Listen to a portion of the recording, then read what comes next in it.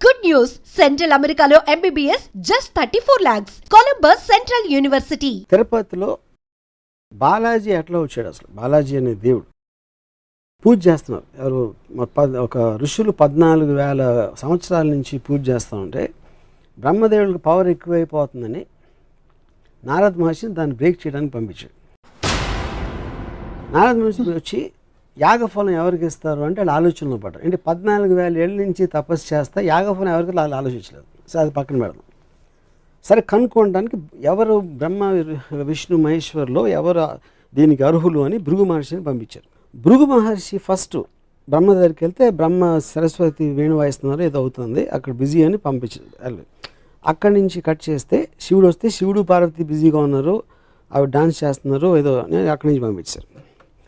Next విష్ణువు దగ్గర అక్కడ అదే పరిస్థితి. అప్పటికి భృగుకి కోపం వచ్చి లోపలికి వెళ్ళి అదే సర్పతల్పం ఏదో ఆ తల్పం మీద తన్ని వెళ్ళిపోతా ఉంటే విష్ణువు వచ్చి కాళ్ళ మీద పడి కాళ్ళు పట్టుకుని ఆ కోపానికి కారణమైన ఒక కన్ను ఏదో ఉంది అరికాళ్ళు ఉంటే దాన్ని నలిపేశాడు. తన్నిని వెళ్ళి కాళ్ళు పట్టుకోవడానికి కోపంతో లక్ష్మి వెళ్ళిపోయింది. స్వర్గం బోసిపోయేసరికి వచ్చి విష్ణువుని ప్రాధేయపడ్డారు. ఏంటి లక్ష్మి లేకపోతే స్వర్గంలో ఇది లేదు అది లేదు అని. అప్పుడు ఈయన ఎతకడానికి వెళ్ళాడు. విష్ణు వెళ్ళి ఎతికి ఎక్కడ దొరకలేదు.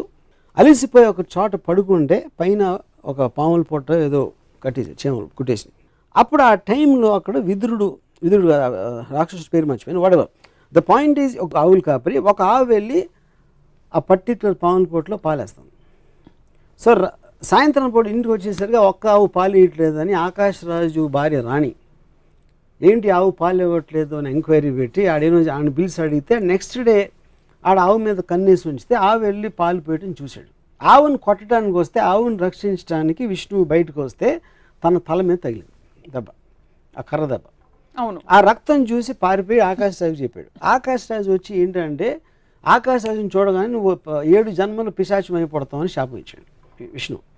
అదేంటి నేనేం చేశాను ఇప్పుడు చూడటానికి వచ్చి నాకు శాపం ఏంటంటే నువ్వు చెప్పింది కరెక్టే కానీ శాపం వెనక్కి తీసుకోలేను, అందుకని 7 జన్మలు పిశాచిగా మళ్ళీ తర్వాత దేవత అయిపోతామని ఒక అమెండ్మెంట్ ఇచ్చాడు విష్ణు. అక్కడి నుంచి వెళ్తా ఉంటే ఒక చోట ఒక అమ్మాయి కలిసి అమ్మాయి పద్మావతి తనతో ప్రేమలో పడి ఫాదర్ డబ్బులు అడిగితే డబ్బులు లేవు కనుక కుబేరుడి నుంచి అప్పు తీసుకుని పెళ్ళి కూర్చుంటే ఇది విషయం నాదుడికి తెలిసి ఎక్కడో తప్పు చేసుకుని లక్ష్మి దగ్గరికి వెళ్ళి మీ ఆయన మళ్ళీ పెళ్లి చేసుకుంటున్నాడని చెప్తే లక్ష్మిని తీసుకొచ్చేసి లక్ష్మిని చూసి గిల్ట్ తోటి విష్ణు రాయిపోయి ఆ దుఃఖంతో పద్మావతి రాయిపోయి తను కూడా ఫీల్ తను రాయిపోయింది. ఇది బాలాజీ స్టోరీ. ఇది నేను చెప్పట్లేదు, బాలాజీ టెంపుల్లో కొని చదువుకున్న పుస్తకంలో ఉన్న స్టోరీ. ఓకే, ఇప్పుడు నా పాయింట్ ఏంటంటే ఒకటి విష్ణు వెళ్ళి కాలు పట్టుకున్నాడు ఏదో చదపటానికి, అది లక్ష్మికి ఎందుకు చెప్పకూడదు అసలు? అందులో ఏంటి సీక్రెట్గా దాయాల్సిన అవసరం ఉంది. సో వెళ్ళిపోయింది. ఈయన ఎప్పుడు ఈ నెల ఇమీడియట్గా భార్య వెళ్ళిపోయిందంటే రూమ్ నుంచి బయటకు వెళ్ళిందా అక్కడి నుంచి దూకేసిందా ఏంటి నాకు ఎగ్జిట్ అది నాకు అర్థం కాదు. ఓకే, వీళ్ళు వచ్చి స్వర్గం అంతా బోసిపోయింది లక్ష్మీదేవిని తీసుకురావాలని ఎంక్వైరీ అని రిక్వెస్ట్ మీద తను వెళ్తున్నాడు కానీ తనలోంచి వచ్చింది కాదు. ఒకటి వచ్చి మొత్తం అంత ఎత్తికాడు కనపడక పడుకున్నాడు. నారదుడికి మాత్రం ఒక నిమిషంలో తెలిసింది ఎక్కడ ఉన్నాడు. అండ్ మన పాత సినిమాలు 70s సినిమాల్లో ఉంటాయి ఇలాంటి స్టోరీస్ అని. సో ఇందులో ఏ విధంగా కూడా తను చేసిందంటూ ఆకాశరాజు అడిగిన దానికి ఆకాశరాజు వస్తే 7 జన్మలు శాపం అవటం ఏంటి అసలు మీనింగ్ ఏంటది?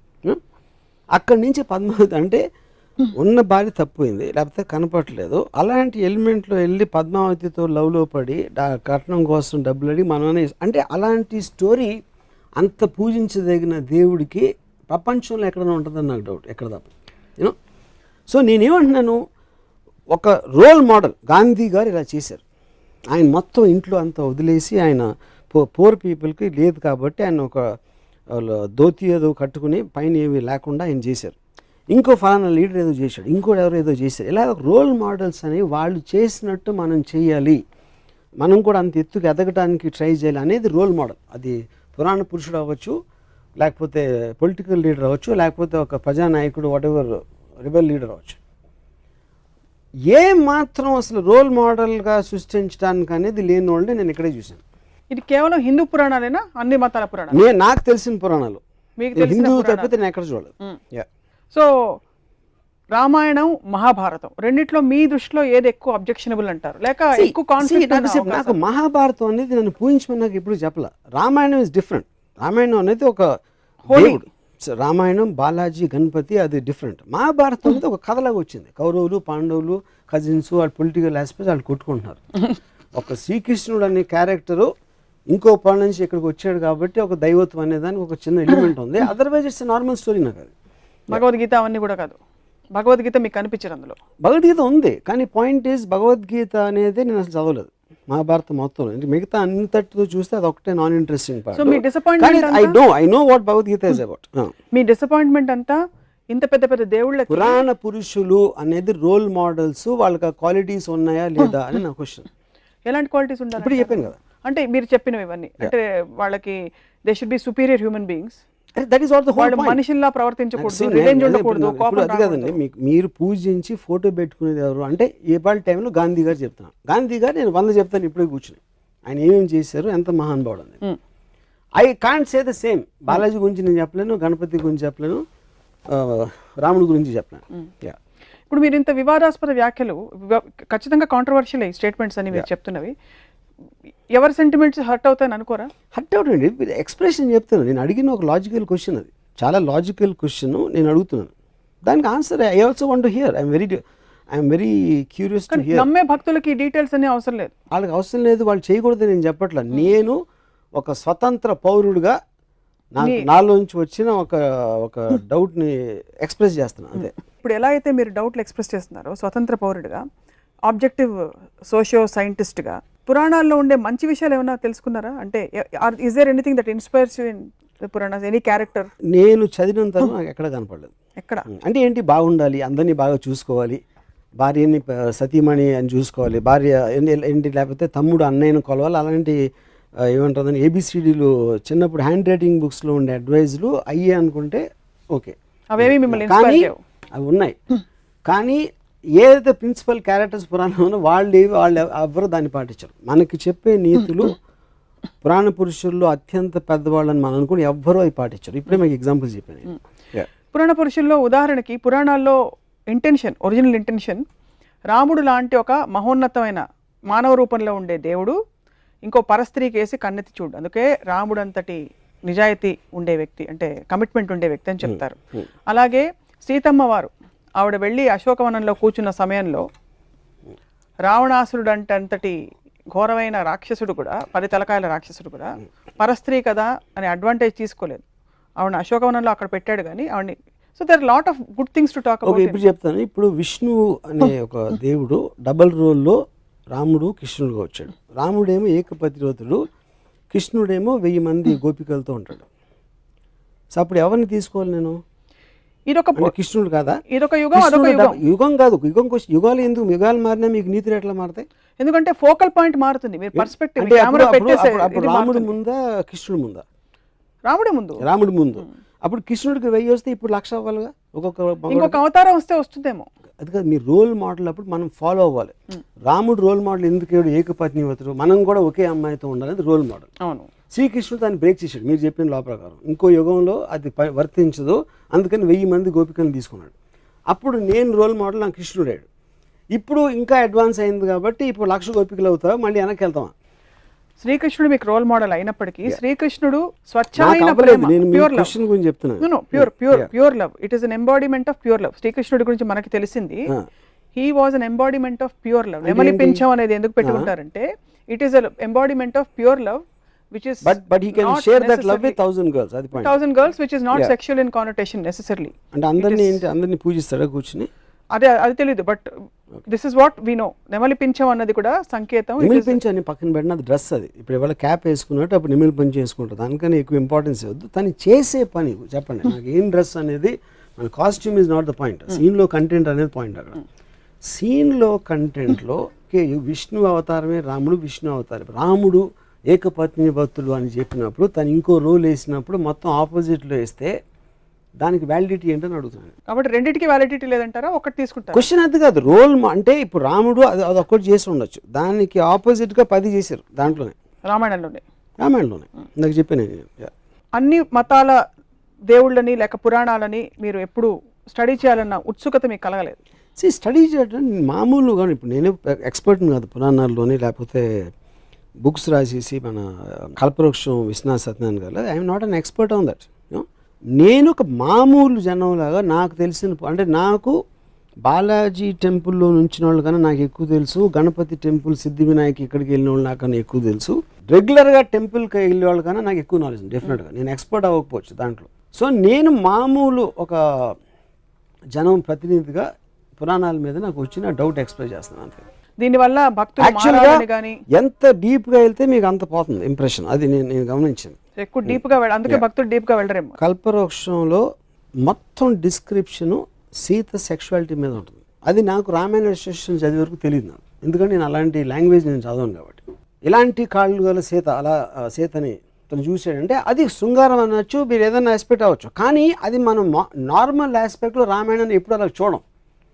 కానీ అది రాసింది విశ్వనాథ సత్యనారాయణ గారు, వాట్ ఎవర్, ఐ మీన్ అది ఎలిమెంట్, అది రాయకూడదా నేను ఆర్గ్యూ చేయట్లేదు. వాట్ ఈజ్ మనకి ఇది వస్తుంది, ఇలాంటిది మనం ఇలా చూడకూడదు అనేది ఇష్యూని మనం పక్కన పెట్టేసి మిగతాదంతా మాట్లాడతాం.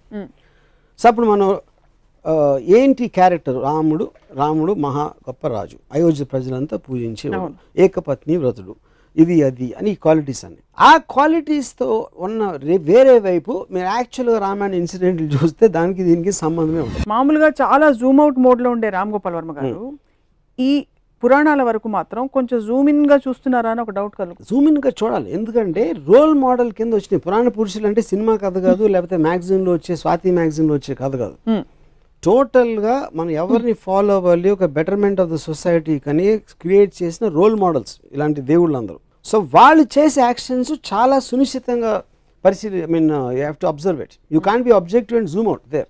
You have to be subjective and observe them very closely exactly the actions, because ఆ ప్యాటర్న్ అనేది వేరే వాళ్ళు ఫాలో అవ్వాలి లెక్క ప్రకారం. అంటే పురాణాలు నిజంగా జరిగాయి, ఇవి రియల్ అని అనడానికి కానీ, అంటే రియల్ అన్రియల్ అని మీరు ఎప్పుడు డిబేట్ చేయలేదు, బట్ సంకేతాలు చాలా ఉన్నాయి. పుష్పక విమానం ఇప్పుడు ఏరోప్లేన్ గా ట్రాన్స్లేట్ అయింది, బహుశా అక్కడి నుంచి ఐడియాస్ వచ్చాయేమో. పుష్పక విమానం ఫస్ట్ టైము మనమే ఇన్వెంట్ చేసాం. ఎందుకు చేసాం, ఎవరో రాశారు అది.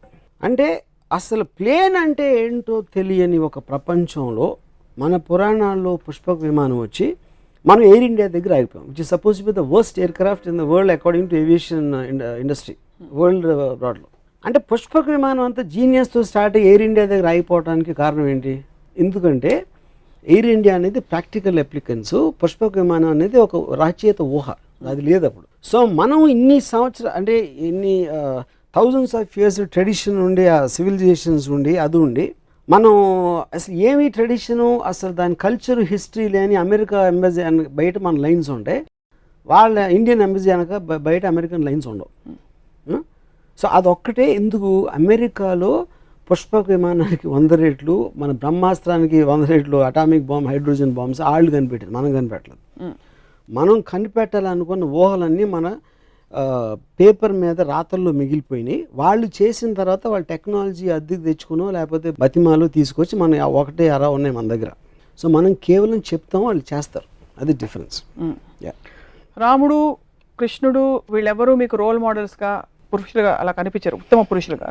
అంటే కృష్ణుడు బెటర్, కృష్ణుడు కొంచెం బెటర్, ఎందుకంటే చాలా మంది గోపికలు కొంచెం రియలిస్టిక్ గా ఉంది. గోపికలు అబద్ధాలు చెప్తాడు, మ్యానిపులేట్ చేస్తారు, నేను ముందు ఆయన చూసాను నేను చూడలేదు, ఇలాంటి అట్లీస్ట్ ఎంటర్టైనింగ్ ఆస్పెక్ట్ ఉంటుంది, కొంచెం మనిషికి దగ్గరగా ఉంటాడు కృష్ణుడు బెటర్ అంటారు రాముడి కంటే. బుద్ధుడి గురించి మీ అభిప్రాయం ఏంటి? మీలాగా అంటే బేసిక్గా చాలా బలమైన అభిప్రాయాలు ఉన్న వ్యక్తి, ఐ డోంట్ వాంట్ దిస్ వ్యవస్థ, ఐఎమ్ లీవింగ్ అని వెళ్ళిపోయి. ఇప్పుడు బుద్ధుడు, నా పాయింట్, ఇప్పుడు Dzire is the root cause of sorrow అనేది బేసిక్ 1 లైన్ ఫిలాసఫీ బుద్ధిజం, అంటే most important the fundamental point అది. నేను దానికి ఎగ్జాక్ట్ ఆపోజిట్. డిజైర్ అనేది లేకపోతే బతకడమే అసలు అనవసరం. మీరు బుద్ధుడు పార్షియల్ గా ఉండి జూమ్ అవుట్ చేస్తారు, జూమ్ అవుట్ చేయట్లేదు. ఎందుకు ఆయన వైఫ్ వదిలేసిపోయాడు, he said I don't want the system, I don't want his attachments. నేను first time talking about philosophy. తర్వాత తను ఏం చేశాడని నాకు పెద్ద అవగాహన లేదు బుద్ధుడు అంతకుముందు ఏం చేశాడు అనేది. Dzire is the root cause of sorrow, అంటే కోరిక ఉంటే కోరిక తీరినప్పుడు మనకి సారోస్ వస్తాయి, కోరిక వదిలే అని చెప్పాడు. కోరిక లేకపోతే బతకటమే అనవసరం అనేది నా philosophy. So I am the exact opposite of Buddha. Yeah. But he had a major contribution bringing in peace, message of peace. అవ్వన్నీ మీకు కనిపించవా? I really don't know about that. So ఇప్పుడు మీరు ఈ సమకాలీన పరిస్థితుల్లో ఒక అవతార పురుషుడు, పురాణ పురుషుడు మీరు సినిమా తీయమంటే ఎవరు మీరు తీస్తారు? శకుని. ఐ థింక్ శ్రీకృష్ణ, కృష్ణుడు I think is far better example.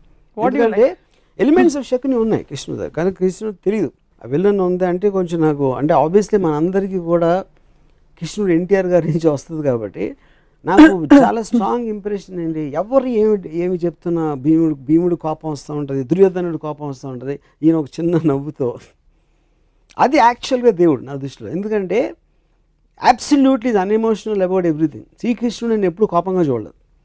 శ్రీకృష్ణుడు నరికేద్దాం చంపేద్దాం, యుద్ధంలో ఆపేసి ఒక భగవద్గీత అనే ఒక చిన్న క్లాసు అర్జునుడికి ఇవ్వడం, I like that is actual only దేవుడు నాకు తెలిసినంత అబ్జర్వేషన్.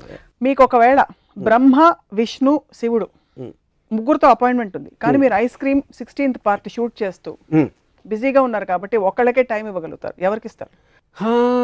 అంటే ఇప్పుడు విష్ణు ఇస్ నాకు it's a complex thing, because ఆయన ఎత్తిన అవతారాల్లో నాకు ఎవరు కరెక్ట్ అనేది నాకు తెలియదు. So I don't want take that chance. Brahma అనేది నేను ఎప్పుడు దేవుడిగా చూడలేదు, ఎందుకంటే ఎవరు పూజించరు. బ్రహ్మకు సృష్టించడం కాకుండా వీణ వినటం తప్పిస్తే తను ఇంకేం చేస్తాడో నాకు తెలియదు. అట్లీస్ట్ నాకు ఆ నాలెడ్జ్ లేదు. శివుడు ఐ లైక్ బికాజ్ నాకు getup kind of A power force అనేది అది ఆస్పెక్ట్. సో వాళ్ళ ముగ్గురే తీసుకుని వాళ్ళు వేసిన అవతారాలు కొంచెం పక్కన పెడితే ఐ థింక్ శివ. కాంట్రాడిక్ట్ అవుతున్నారు కాబట్టి ఐ హ్యావ్ టు ఆస్క్. ఇప్పుడు ఫర్ ఎగ్జాంపుల్ దేవుడు గురించి మాట్లాడుతున్న మన ప్రీవియస్ ఎపిసోడ్లో బ్రహ్మ తప్ప వేరే దేవుడు లేరని చెప్పారు. క్రియేటర్ నేను చెప్పింది, facilitator is different from creator. మీరు చెప్పారు బ్రహ్మని, క్రియేట్ చేసినోడు బ్రహ్మ అంటే ఓకే, నా బ్రహ్మ అని పిలవండి, దేవుడు అని పిలవండి, సప్న అని పిలవండి, నాకు ఏమి డిఫరెన్స్ లేదు దాంట్లో. సో ఇప్పుడు క్రియేటర్ అనే దానికి తనకి క్రియేట్ చేసిన తర్వాత నాకు తెలిసి ఏం చేయట్లేదు కాబట్టి నేను మాట్లాడడానికి ఏం లేదు అక్కడ. తర్వాత శివుడు అల్ఖైదా కంటే ఘోరంగా సొంత కొడుకు తలకాయ నరికేశాడు అన్నారు. బట్ శివుడే కలుస్తారు వెళ్ళి, ఎందుకంటే టెర్రరిస్ట్ ని క్రిమినల్స్ కలవడం నాకు చాలా ఇష్టం కాబట్టి మీకు శివుడు ఆ ఆస్పెక్ట్ వచ్చిందండి. ఓకే, విష్ణు మాత్రం కొంచెం కన్ఫ్యూజ్డ్ అబౌట్. బట్ ఈ ఇప్పుడు కృష్ణుడు సెపరేట్ గా తీసుకుంటే నేను కృష్ణుడిని కలుస్తాను. ఇప్పుడు పరిస్థితుల్లో మీకు పురాణాలు అంత ఇంట్రెస్ట్ కాబట్టి అల్టిమేట్ ఆఫ్ మాస్కులైన్ ఎనర్జీ శివుడు, ultimate of feminine energy Adishakti అని చెప్తుంటారు. ఇప్పుడు సినిమాల్లో సెన్సిబిలిటీస్ మరి మెట్రోసెక్షువల్ అని, అంటే ఆడవాళ్ళు మగవాళ్ళగా కనిపించడం, మగవాళ్ళు ఆడవాళ్ళగా కనిపించడం ఇలా వస్తుంది. ఏమన్నా ప్రాబ్లం ఉందంటారా దీనివల్ల? బికాస్ మీరు ప్యూర్ ఫార్మ్స్ లో ఇష్టపడతారని from what we know of you. First of all I never saw them as ultimate in masculine or feminine. అదే ఒక ఆర్టిస్ట్ ఇంటర్ప్రిటేషన్ ఆఫ్ దట్. ఇంకా ఇదేంటంటే heterosexual whatever you're talking about, I think it's advancement. మనిషి అనేవాడు creativity అంత ఉంటుంది కాబట్టి కుదురుగా కూర్చోడు కాబట్టి ప్రతి దాంట్లో he will want look for advancements and creative aspects. అలా వచ్చింది అది ఇంకా జరుగుతూనే ఉంటుంది. సో మీరు సినిమా తీస్తే will it be on Ramayana or Mahabharata? Definitely Mahabharata. Because more characters, more I mean connectivity and క్యారెక్టర్స్లో చాలా ఏమంటుంది అని గ్రేనెస్ ఉంది. రామాయణంలో రైటర్ కంప్లీట్లీ రాముడి సైడ్ తీసుకుని ఈ just putting all the other characters, ఈడు మంచి ఆడు చెడు ఇద్దరిని డిఫైన్ చేయట్లేదు. అంటే నాకు రావణాసురుడు ఇప్పటి వరకు ఈ శూర్పణఖ ఇష్యూ వచ్చిన తర్వాత అంతకుముందు లంక ప్రజలు రావణాసురుడితో హ్యాపీయా కాదా అనేది నాకు ఇంతవరకు అర్థం కాదు. అంటే అమెరికా వచ్చి ఫ్రీడమ్ ఇప్పేస్తుందా లేకపోతే దండయాత్రగా వస్తుందా తెలియదు. సో లంక ప్రజలకి లంకేశ్వరుడు అయితే ఇష్టమైతే అప్పుడు రావణాసురుడు ఎందుకు చెడ్డాడు? కేవలం సీతను ఎత్తుకుపోయినందుక చెల్లెల కోసం, లేకపోతే ఇంకేమైనా చేసాడా తన ప్రజలు కానీ వేరే దేశాలు కానీ అనే క్లారిటీ నాకు, అలాంటి క్లారిటీ లేని చాలా ఉన్నాయి రామాయణంలో నాకు. అందుకని I have not connected to that. But Mahabharatam very much I'm connected because it all related to normal people. చిన్నప్పుడు మీకు ఎవరైనా పురాణ గాథలు, పెద్దవాళ్ళు కథలు చెప్తుంటారు ఇంట్లో, మిమ్మల్ని నిద్రపుచ్చుతో చెప్పడం, ఇంట్లో అమ్మమ్మ కానీ నాయనమ్మ గారి అలా ఆంట్స్ కానీ ఏమైనా చేశారా? లేక మీరు మై గ్రాండ్ మదర్ నాకు చెప్పాను కదా ఏదో ఎపిసోడ్లో రామాయణం గురించి she keep on telling me. Ramayanam గురించి చెప్పేవారు, రామకోట రాసేవారని చెప్పారు. ఆవిడ చెప్పేవారు రామాయణం గురించి. రామాయణం కథ ఆవిడ దగ్గర విన్నారు, విని ఎందుకు నేర్చుకోకూడదో తెలుసుకున్నాను. దశావతారాలు 10 ఉన్నాయి, 11వది ఉంటే ఎవరు అవుతారు? 11వదా? సపోజ్ దశావతారాల తర్వాత ఇంకో అవతారం ఉంటే ఎలా ఉంటుంది అనుకుంటున్నారు? Maybe NTR the human being. NT రామావతారం. నాకు అందరి దేవుళ్ళు కానీ ఎక్కువ ఎన్టీఆర్ కనెక్ట్ అయ్యాను. ఆయన చేసిన మూలానో వాట్ ఎవర్ మూల, even as a political person, as a politician, as a human being. As a human being I felt that he has far more better qualities than Rama and Krishna, original Rama and Krishna. Like for example, everything like the way he speaks, the way he comes across, what ever it is. పురాణాలు కేవలం ఇది role models అంత hype లేకపోతే కేవలం కథల్ని వాస్తవాలుగా చూడగలిగితే వాటికి తావు ఉందని మీరు అనుకుంటున్నారు? అలాంటి స్టోరీస్ పురాణాలకి దేవుడు కనెక్షను, లేకపోతే ఏముంటుందని ఒక లార్జర్ దెన్ లైఫ్ ఆస్పెక్ట్, ఒక దైవత్వం లేని ఆస్పెక్ట్లో కేవలం కథలుగా వస్తే నాకు తెలిసి బి గ్రేడ్ సినిమా ప్రొడ్యూసర్ కూడా దాన్ని యాక్సెప్ట్ చేయడు. అంత లాజిక్ లేని, అబ్సల్యూట్ క్లారిటీ లేని కథలని. ఇప్పుడు ఫర్ ఎగ్జాంపుల్ ఎపిసోడ్ చూసిన తర్వాత విశ్వ హిందూ పరిషత్ వాళ్ళు వచ్చి మీ మీద దండయాత్రకు వచ్చి మిమ్మల్ని మీతో ఒక డిబేట్కి రెడీ అంటే మీరు రెడీయా? ఇప్పుడు విశ్వ హిందూ పరిస్థితి ఎవరు నాకు తెలియదు. ఫస్ట్ ఆఫ్ ఆల్ నా పాయింట్, ఎవరైనా కానీ ఇప్పుడు నేను ఇందాక ఒక చెప్పాను, నేను I don't claim to be an expert on Ramayana. నేను ఒక మామూలుడికి ఆ పురాణాల గురించి ఎంత తెలుసు నాకు అంతే తెలుసు. దాని గురించి నేను మాట్లాడతాను. అప్పుడు దానికి ఎక్స్ప్లెనేషన్ చేస్తా. నీకు అర్థం అవ్వంది ఏంటంటే శివుడు తన కొడుకుని ఎందుకు చంపాడు, తల నరికి ఆ ఏనుగు తల ఎందుకు పెట్టాడు, తన కొడుకు తల ఎందుకు పెట్టలేకపోయాడు అనే దానికి ఎక్స్ప్లెనేషన్ నాకు ఇస్తే I will very happily listen. I will be very glad. I might go and join Hindu Parishad.